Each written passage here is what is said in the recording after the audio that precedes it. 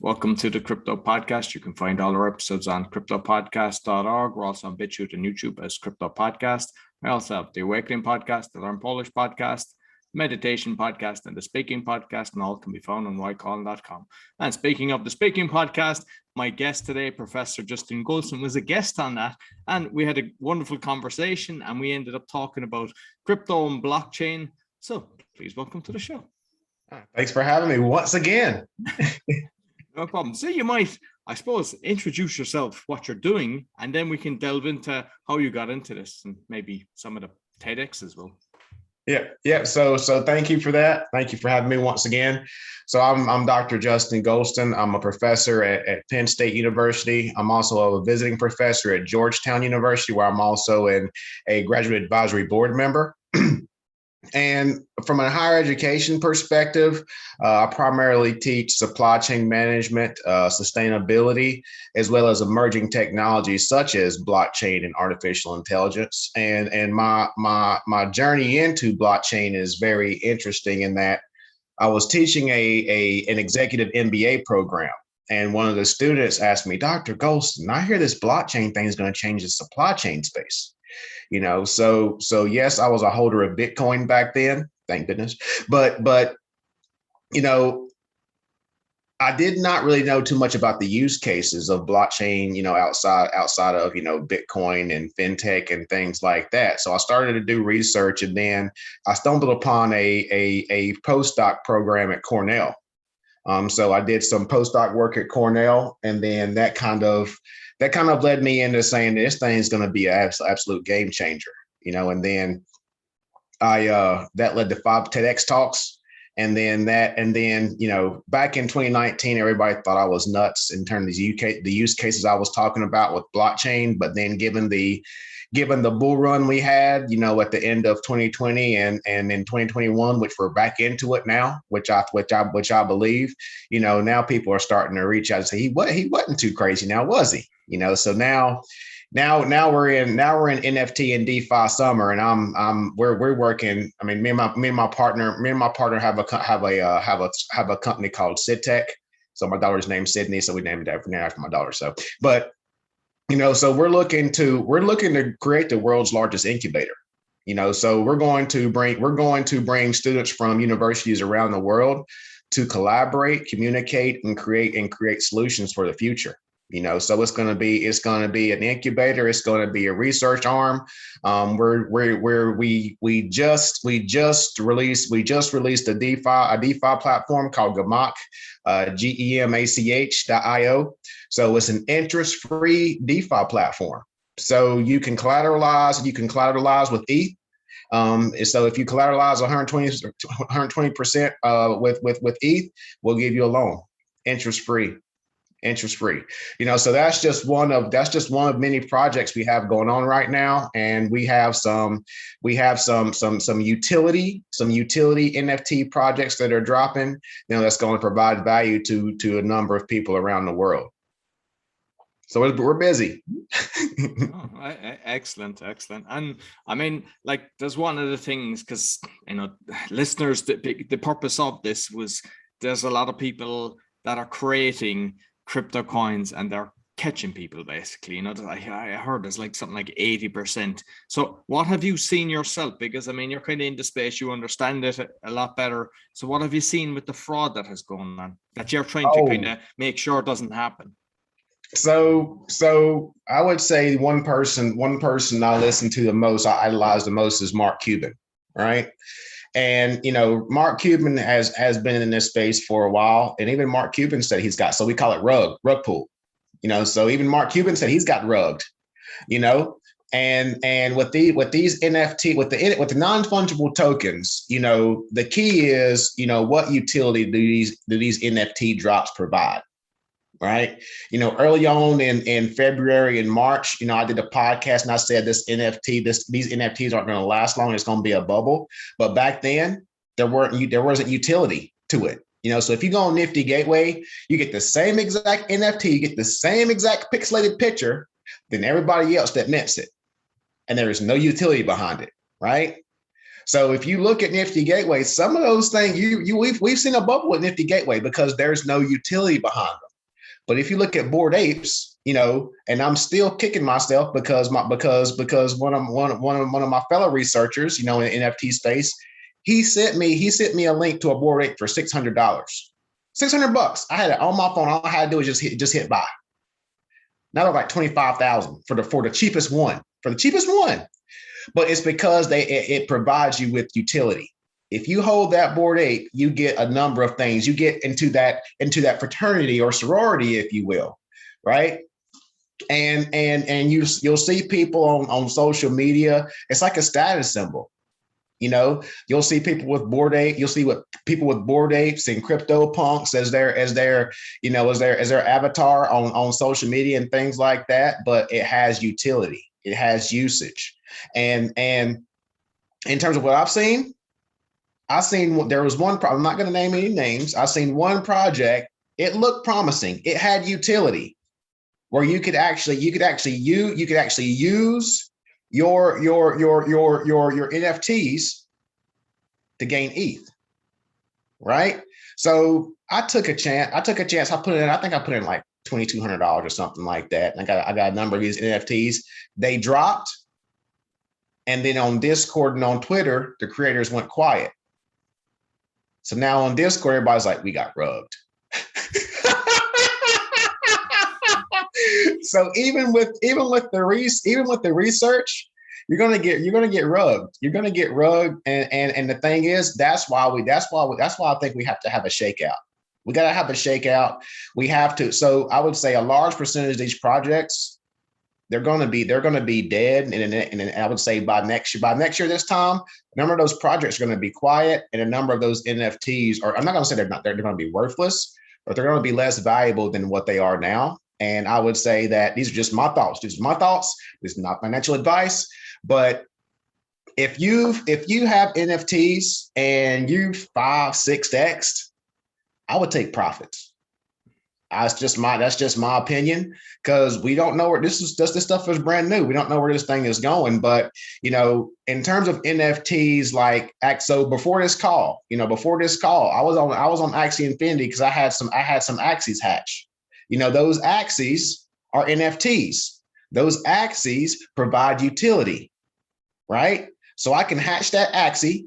That Axie is valued at $600, $700. But then I can use that $600 or $700 NFT, and I can create more tokens that can make even more Axies.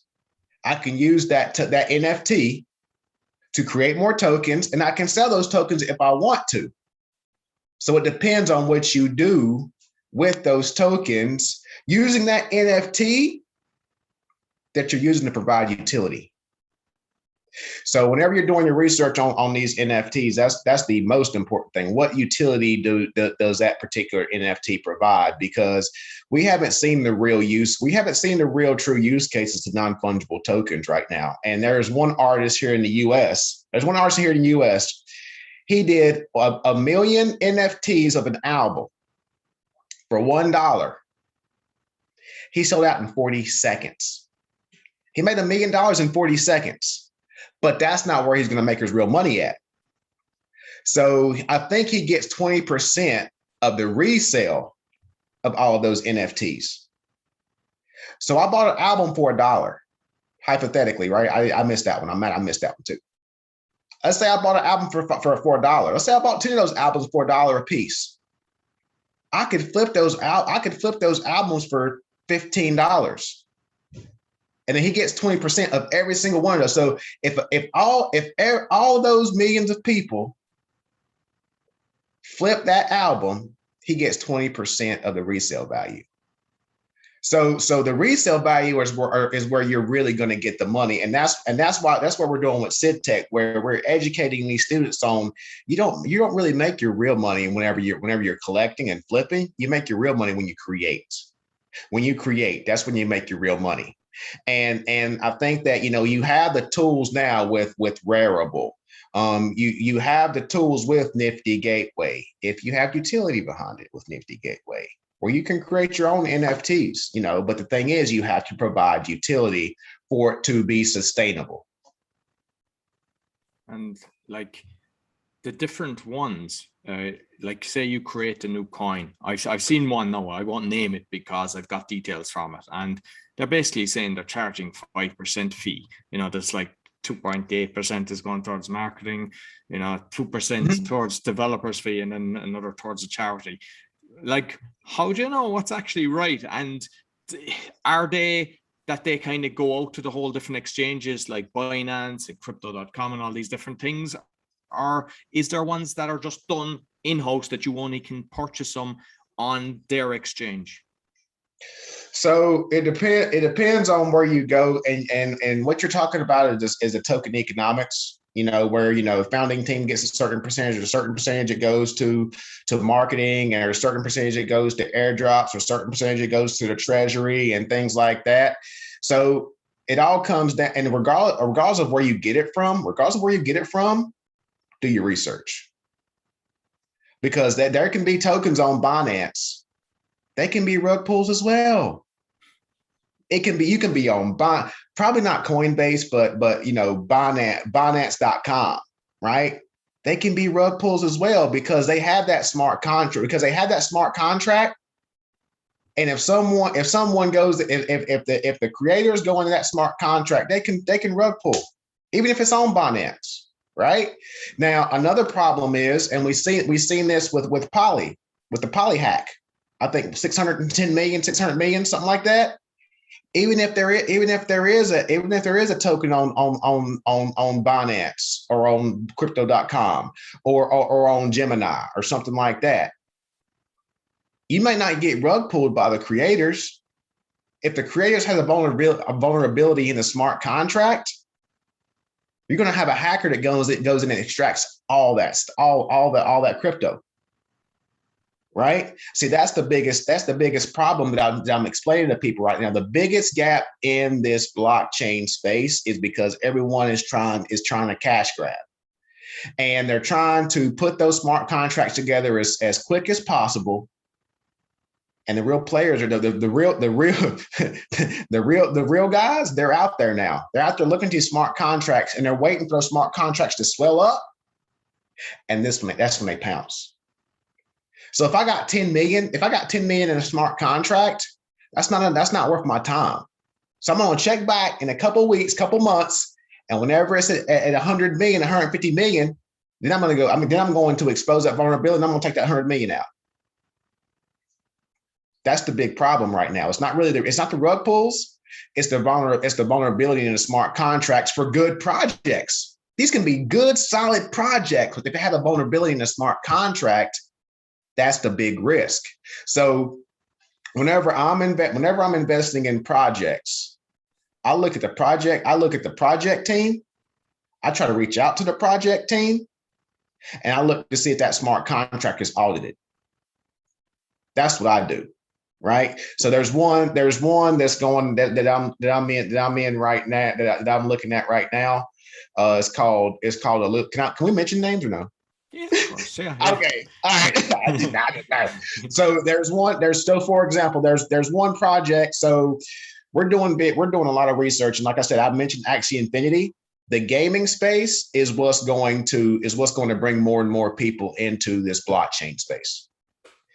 Because I mentioned that, okay, how many people play Fortnite? Millions of people, literally millions of people. How many people spend money on skins in Fortnite? Millions of people. What do they get in return? Nothing. Axie Infinity, you play to earn. You play the game, you gain tokens. I have a number of teams in Axie Infinity. I have about 17 people in Africa that's playing for me. I shoot money over. I say, do you want fiat, or do you want this SLP that you're gaining? Some people want fiat, some people want SLP, but they're getting it, right? And then I have people in Sri Lanka. They're playing for me. They're playing my teams. I'm sending them more money to play a game than they make a doggone month in their job, and they're only playing like 3 hours a day. They're working an 8-hour day. They're making more money playing 3 hours a day. This is going to change the game. This is going to change everything, right? So going back to Illuvium, because I see this gaming space is going to go crazy. Also, the metaverse is going to go absolutely nuts. But I checked Illuvium. So Illuvium was founded by two brothers. Their older brother started Synthetics. Synthetics has been around the blockchain space and the crypto space for, I think, a couple of years, right? Very good project. So the two brothers have been in this blockchain space. They know what they're doing. And then if you go to the Illuvium website, they have a whole list of developers for some of the biggest gaming studios in the world, right? And then if you look at their trailer, you say, "Holy crap! There's nothing like this, and there's nothing like this in the blockchain space right now." And then if you look at their token's like 6x in the last 4 months. But people say, "Oh, this is pumping up." No, if you go to the website, they're actually offering, I think, because whenever you stake your tokens, you have to lock your tokens up for a year. They're giving you 600%, right? But you say, well, that also sounds, because on the surface that sounds a little shady, right? But again, they're not going to put their brother's company's reputation on the line, right? They're not going to pay that much money, because you can go on coin market cap right now. They're not going to pay all that money to do a smart contract audit. In my opinion, they could, but in my opinion, they're not going to pay that much money to get to do a smart to get quant stamp to audit their smart contract if it's going to be a rug pull. They're not going to put the reputation of all these dozens of people that come from the biggest gaming studios in the world. Those people aren't going to put their reputation on the line for a rug pull, right? So I'm thinking about all that stuff, and then I look at what they're building. Oh yeah, that's the steps that I go through whenever I make my investment in this crypto space, because like you say, there's a lot of bad actors out there right now, because they're trying to do an absolute cash grab. It's like the ICO. ICO run we had, years ago, when we had rug pulls left and right. So you have to do your research. Yes, I do my research on LinkedIn, but don't take that stuff for face value, because some of those guys don't know what they're talking about. Because they don't know what they're talking about, because they're getting paid by the rug pullers to promote their project. Some of them. But again, some of them, like you said, so for example, I spent a good 6 hours trying to figure out this Axie thing before I started buying. Because if I didn't go on YouTube and learn it, I would have bought a bunch of bad Axies. Because like the ones that are cheapest, they're absolutely terrible, right? And if I'd have went in, I'd try to get the cheapest one. I'd have wasted so much money. Illuvium. I watched videos on Illuvium from about 7 or 8 different people, right? And that's one thing. Yeah, you have to kind of get consensus to say, okay, are most of these people saying the same thing about this one project? Because the bad actors can't buy off all these people, all these guys, because even these people on YouTube have reputations up to uphold. They got tens of thousands of followers. Some of them have hundreds of thousands of followers, right? So with this, it's all about research, and then also it's all about the community. So look at the project. Look at how many people they have in Telegram. Look at how many people they have in Discord. Look at how many people are following them on Twitter. Right now, Twitter can sometimes be misleading, because I've seen some rug pulls that had about 5,000 or so people on their Twitter. There was a rug pull. There was a rug about 2 weeks ago. I was about to invest in it, but I didn't, because people uncovered it. So it was a project that was supposedly ran by African-American women, right? And they had all this art.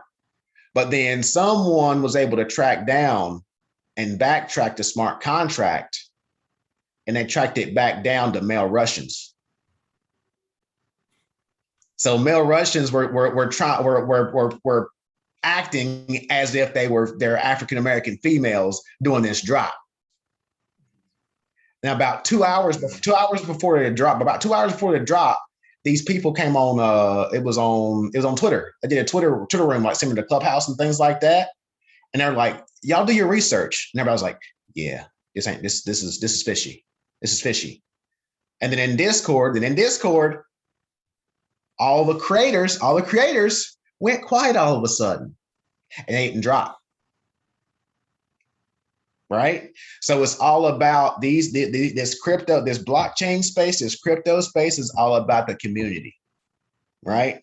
And that's one thing that's most important that we're working on in our project. I'm not a marketing guy. I'll tell you that first and foremost. I'm not a marketing guy.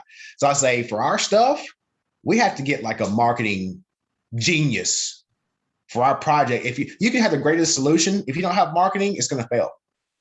Absolutely. It's going to fail. Now it needs to be ethical and moral marketing, right? Because you can have marketing, but you could be marketing for a rug pull, right? But it's all about building that community within this space. I mean, look at Dogecoin. Dogecoin don't even have a project. It's all marketing. Dogecoin is nothing but marketing. And Elon.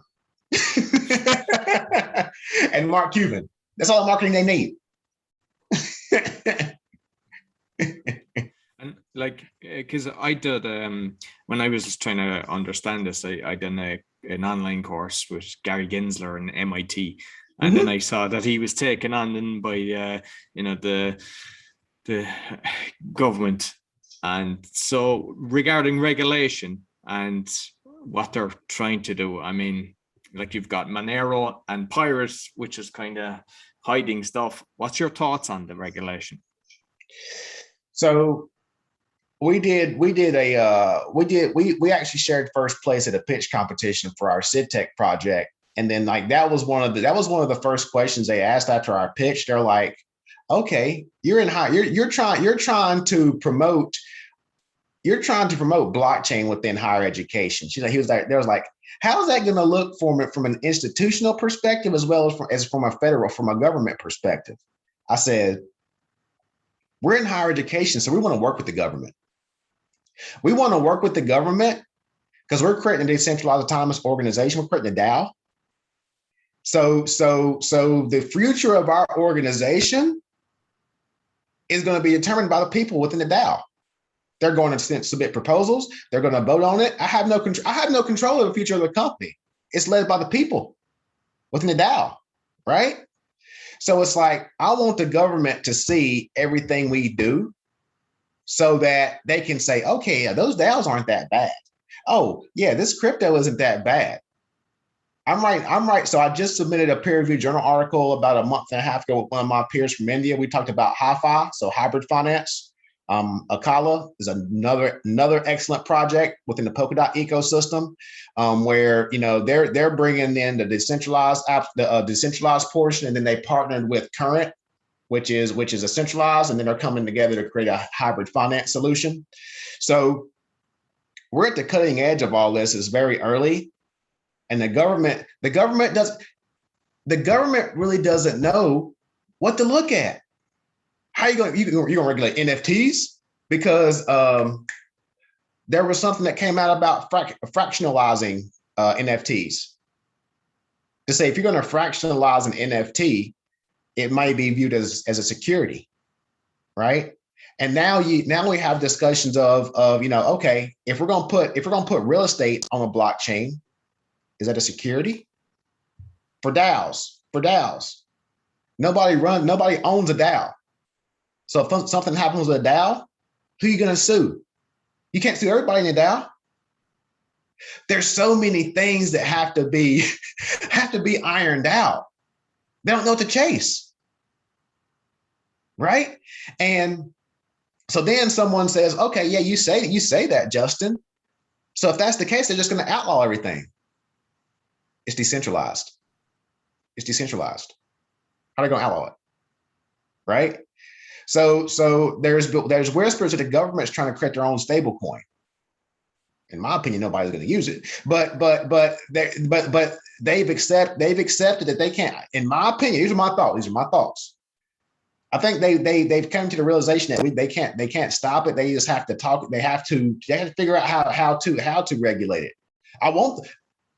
I'm about to get blackballed by this next statement. I want them to find some kind of regulation because because if they don't regulate it, there's going to be too many bad actors out there. There's going to be too many bad actors out there because you can get rug pulled and you're going to try to go to the government. You're going to try to go to the SEC. Who said, we told you not to be messing with that stuff. Like, don't come to me. So I do want some sort of regulation. And the people that are fighting it, it's the same thing with sustainability, diversity, and inclusion. The people that are fighting it are the ones that's trying to hide stuff. That's the ones that are fighting it, So crypto and digital currencies and decentralized finance is going to open the door for so many people.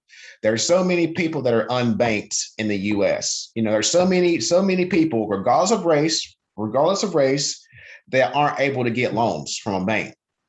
With DeFi, get loans from each other. That's what we're doing with Gamak. I don't care where you came from. I don't care what your credit score is. You collateralize it, but with ETH, here's your loan. That's simple, right? And there's no terms. Hey, when you get the money, send it back to me. You get your crypto, you get your ETH back, right? So that's the world. That's the world, in my opinion. That's the world we need to move to. But I see where a lot of people are saying is like, well, the government needs to get their taxes. Okay, that's fine. That's fine, right? But the way that things are going now, it hasn't been fair. Rutal Su, one of the founders of Akala, that's his big thing. He's like, how do I have to wait until Monday to get my money that I gave the bank out? I have to get their permission to get my money I gave them out. How's that fair? Right? My money that I have sitting in a bank, I have to have the same bank to look at my credit and see that I'm worthy of getting a loan to start a business. How's that fair? That's why I started a DeFi platform. These people in this space, I've never seen a space like this where they don't care. They don't care what color you are. They don't care where you're from. If you provide value, let's change the world. That's the way the crypto, that's the way the most, I would say the Polkadot space. I can't speak for all ecosystems, right? But the Polkadot space that I'm working in, I'm working with Rutal, they're in New Zealand. I'm working with Ray Lu and Shannon Christie, they're in New Zealand as well. They have a metaverse project called Bit Country, and it's all about social change. It's all about changing the world. It's all about making a positive impact with blockchain and crypto. And the thing is, people don't talk about that. People don't talk about the positive impacts to this instrument. They want to talk about the rug pulls. They want to talk about the hacks. They want to talk about the money laundering. That's what sells. The positive impacts don't sell. The one regarding money laundering, it's NSBC, is it? And it's all the banks that were involved in all the money laundering. They should be regulating themselves. They're just using it for to catch people. So I think it's fantastic regarding the loans, because with the bad credit history, they're giving out credit cards to people, no problem, which is 25% sometimes APR. But they won't give them a mortgage because it's basically, and then they're trying to rent. So they're caught in a bad loophole. It's the whole system is just corrupt. And they have a floor. I know from Poland here, they have one floor giving out the cards, next floor ringing people up saying, oh, you're a day late, another penalty. It's the whole system is to make people slaves for life. And that's what it is. Yeah. This DeFi is going to change the game. And I think, like I said, it's going to change the game. They're trying to stop it. And that's why they're talking. That's why they're continually talking about the same exact thing over and over again. Silk Road. Oh, all the hacks. There's been like 3 or 4 hacks out of millions of transactions. 3 or 4 hacks, right? Come on now. Look at how. Like I said, that hack. Now I will say that hack 60 million, 61 million, 60 million, something like that. And also he hacked it to teach him a lesson because he returned the money. Did he return it all? I had seen he returned half. Did he return it all in the end? I don't know if he returned it all. I know he returned some. But I mean, who does that? So I mean, he can't be that bad if he gave him half it back even. That's the ecosystem that some of these spaces are in. And the thing is, What bank's gonna do that? What bank's gonna come on now? Come on.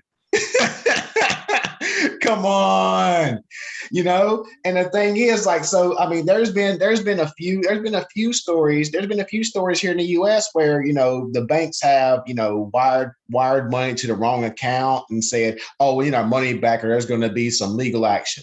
You're not getting this money. I ain't seen any money. It actually happened me, and if it happened again, I was transferred because I was doing a lot of property in Poland, and I transferred €500,000 and they sent it twice. And what? They were not able. Yeah. So I got $1 million instead of $500,000 in the account in Poland, and they weren't able to take it back. I had to actually send the money back, and they were freaking out. Like, yeah. That's the thing. Yeah. What I've seen with all the corruption with the banks and the way they've basically taken all the property and using the bailiffs, the whole corruption system. Yeah, I know. If they make that mistake, that's their error. All right. So I'm an advisor for this other decentralized exchange called Favor Exchange. They have two patent pending AI tools that's built into the exchange. But one of the stories the founder always discusses is that he always says, Cash App, right? He was like, everybody's like, yeah, I know Cash App. He was like, you send money to the Bank of Idaho every single time you use Cash App, right? They're like, huh? It's like, yeah, Cash App is ran by a bank in Idaho. So every time you use Cash App, you are contributing to the economy, within Idaho, just like a regular bank, right? So why do you even do that? Why don't you come over to the blockchain space, and then we're lending from each other. We're building each other up instead of building up a bank in Idaho, just like a regular bank. You think you're putting it to the banks by using Cash App. You're doing the same exact thing as regular banking. But in a blockchain space, and again, that's where I think you're going to see more and more with hybrid finance. Because I don't think that major organizations are going to be doing direct deposits into a crypto account. That's not happening, right? So I think that's where the hybrid finance model is going to come into play. And I think that,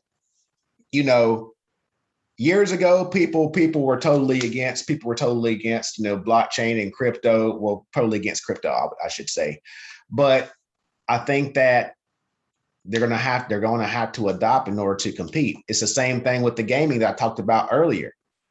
Activision, Blizzard, all those guys, they're going to have to integrate NFTs and play to earn to compete, to keep their doors open. Why am I going to pay $60? Why am I going to go to Fortnite and pay $200 a week to play a game I get nothing for, when I can go to Illuvium, I can go to Zed Run, I can go to Axie Infinity and get paid to play? Makes no sense, right? This is change. This solution is changing the game, and this is a Web3 world. This is a Web3 world we're moving into, and Facebook said they're turning into a metaverse company. That's changing the game. This is a world we're going into. And, that's one thing I'm still trying to figure out. Like, how is that Facebook effect going to impact the metaverse and everything like that? And so for people who aren't familiar with metaverse, it's just a virtual world you live in, right? And for those, you can also rent the movie Ready Player One. That's pretty much that. That'll give you a 2-hour look into a metaverse, and what companies such as Decentraland and BitCountry, like I mentioned before, Sandbox is another one, where you're going to be able to live in these worlds, and this is going to change the game from a marketing perspective. So because I'm doing my research, and I'm investing in these. I don't know which one's going to hit. So I'm invested in all of them, so because you don't know which one. So because again, I'm biased in terms of Polkadot, because it's interoperable. So I'm invested in a number of companies in the Polkadot ecosystem, because I think I see the viability of that, because you have companies such as Moonbeam, where they're creating what we call an EVM, an Ethereum virtual machine, where you can use Solidity, which is the language for the smart contracts in Ethereum. You can use Moonbeam's EVM tool, and then you can port it over to Polkadot. So it's interoperable. Shoot it back and forth, right? So for NFTs, that's going to be huge. Moonbeam's going to be huge for NFTs. So I can mint my NFTs on Ethereum. I can use EVM, and then that NFT can be shot over to Polkadot. So for example, I could have a NFT that was created on Ethereum. You got BitCountry, which is in the Polkadot ecosystem, which is a metaverse and Polkadot ecosystem. So I can have my NFT of a picture, that I can have in my wallet, in my metaverse and Polkadot. I use Moonbeam, and I shoot that Ethereum NFT over to Polkadot. Right?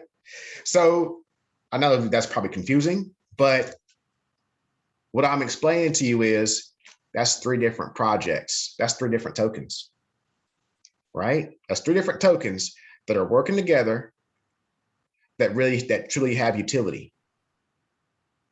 So whenever you're looking at crypto, when you're looking to invest in crypto, that's how you have to look at things. Where's Dogecoin in that? It's nowhere, because there's no doggone project. Exactly. And the thing is, you have to also look at the actual layer 1 protocols. So I said Ethereum. Ethereum is one you need to. Ethereum is like your Amazon. Ethereum's like your Microsoft, right? And then you have the Moonbeams. So you have the utility. Yes, it might be a little volatile, so that might be more like your Tesla, right? And then you have the Polkadot. So your Polkadot's kind of like your other, more stable crypto that's not going to be as volatile, right? So that's going to be more like your Walmart or something. I don't know, So you also have your more stable cryptocurrencies. Like your Bitcoins, your Ethereums, your Polkadots, right? Then you have your actual your utility tokens, such as the Moonbeam, and then you have your metaverse tokens, Decentraland, BitCountry. Then you have your other tokens like the gaming, Axie Infinity. So Axie Infinity has SLP, Axie Infinity has AXS. Then you have Illuvium. Then you have a number of other tokens that are popping up, But again, it all comes down to your research. You have to research. That's it. No, I could have said that. This conversation could have been over in 30 seconds. Do your research. That's it. Well, I know that when I'm listening back myself, I'd be looking up some of the stuff that you've said and, just going into it, because, it's something that sometimes people like the Dogecoin and everything, people, they just get on the bandwagon. They think, oh, this is going in the right direction. And no, there's checklists. You can have your checklist. And as you say, the circles. What I've seen as well is TikTok is actually very good. There's some guys on TikTok, and all you have to do, you can actually see their track record, and they're saying things. And you go, he was right there, he was right there, he was right there. And you can find people that really, they're not just following the trend. They know what's going to happen. And, it's right. Get your circle. That's the way I see it, And on the wallets, because, I said I tried to keep it at 30 minutes, but I know I could talk to you for a couple of hours, but we'll try to wrap it up and get you back soon. But what wallet would you recommend? Because I know everybody has their favorites, and which wallet would you? So I have my Bitcoin on a cold wallet, on a Ledger wallet, and I put those in the bank. And but in terms of my hot wallets, MetaMask is my favorite. MetaMask is my go-to. MetaMask is it. There's really no wallets are still being developed. Okay.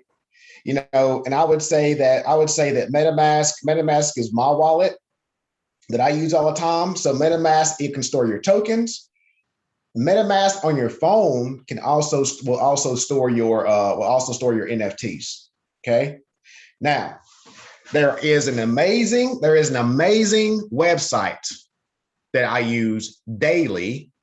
It's called Zapper.fi. Zapper.fi. So Zapper.fi, it will actually, you connect your wallet on Zapper.fi. It'll bring in all your tokens, and it'll also bring in all your NFTs.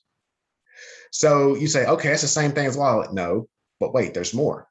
So you don't get the value of the NFTs on MetaMask, but with Zapperify, I can go to my NFT collection, and it will actually give me what my net worth is of my NFTs. So it'll actually tell me, it does it based on my purchase price or my floor price, but it gives you roughly what your NFT net worth is what your NFT net worth is based on what NFTs you're holding within that particular wallet. That's why I love it. Right. And there's a number of others. So if you're doing, I'm not going to get into these. So Zapper also shows you your values in any kind of pools, any kind of DeFi, any kind of liquidity pools you're in. It also shows you your yield farms. So if you're a yield farmer, so Zapperify is a good one. Zerion, Zerion,